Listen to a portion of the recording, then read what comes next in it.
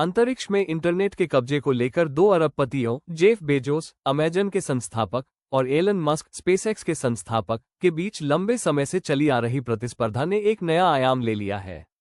जहां Elon Musk की Starlink satellite internet सेवा दुनिया भर में अपना प्रभाव बढ़ा रही है, वहीं जेफ बेजोस की अमेजन ने अब अपनी खुद की सैटेलाइट इंटरनेट परियोजना प्रोजेक्ट क्यूइपर के साथ मैदान में कदम रखा है। इन दोनों विशाल कंपनियों के बीच की प्रतिस्पर्धा अंतरिक्ष इंटरनेट बाजार में एक नई गर्मी पैदा कर रही है। स्टारलिंक का दबदबा एलन मस्क की स्पेसएक्स 2019 से स्टारलिंक सैटेलाइट लॉन्च कर रही है। वर्तमान में उनके लगभग 7,000 से अधिक सैटेलाइट लो अर्थ ऑर्बिट (LEO) में सक्रिय है, जो दुनिया भर में लाखों ग्राहकों को तेज गति वाली इंटरनेट सेवा प्रदान कर रहे हैं।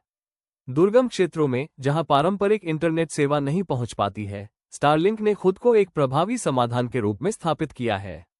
प्राकृतिक आपदाओं या युद्धग्रस्त क्षेत्रों में आपातकालीन इंटरनेट आपूर्ति में भी स्टारलिंक ने महत्वपूर्ण भूमिका निभाई है। क्यूइपर का आगमन एक नई चुनौती। दूसरी ओर, जेफ बेजोस की अमेजन ने 2019 में अपने प्रोजेक्ट क्यूइपर की तैयारी शुरू की। कुछ शुरुआती देरी के बाद पिछले महीने मई 2025 अमेजन ने अपने पहले 27 क्यूइपर सैटेलाइट सफलतापूर्वक लॉन्च किए हैं।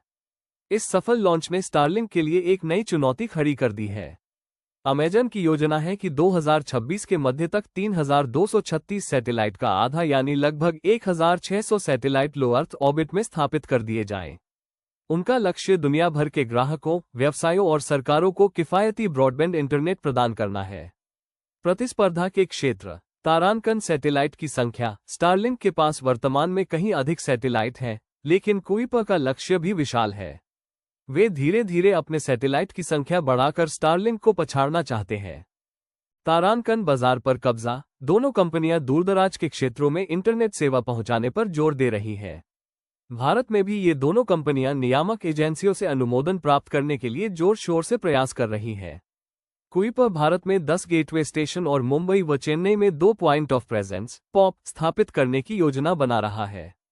तारांकन मूल्य निर्धारण। स्टारलिंक की सेवा अपेक्षाकृत महंगी है, लेकिन अमेजन ने अपनी क्यूइपर सेवा किफायती मूल्य पर प्रदान करने का वादा किया है, जो उनके ई-कॉमर्स व्यवसाय की कम लागत पर उत्पाद आपूर्ति की नीति के अनुरूप है।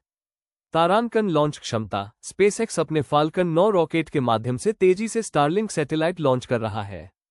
क्यूइपर ने भी अपने सैटेलाइट लॉन्च के लिए United launch alliance (ULA), blue origin, Bezos की अपनी रॉकेट कंपनी और यहां तक कि स्पेसएक्स के साथ भी करार किया है।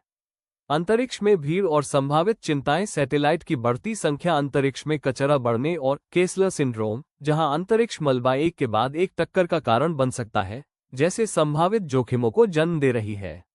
हालांकि दोनों कंपनियां अपने सैटेलाइट को इस तरह से डिजाइन कर रही हैं ताकि टक्कर से बचा जा सके और खगोलविदों के लिए परावर्तित सूर्य के प्रकाश को कम किया जा सके।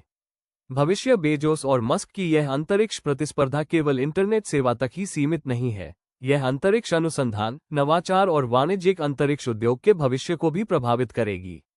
इन दो दिग्गजों की प्रतिस्पर्धा से ग्राहकों के लिए अधिक उन्नत और किफायती इंटरनेट सेवाओं का मार्ग प्रशस्त होने की उम्मीद है। अंतरिक्ष के इस नए रियल एस्टेट बाजार के सबसे बड़े ब्रोकर के रूप में बेजोस और मस्क की लड़ाई आने वाले दिनों में और तेज होने की उम्मीद है।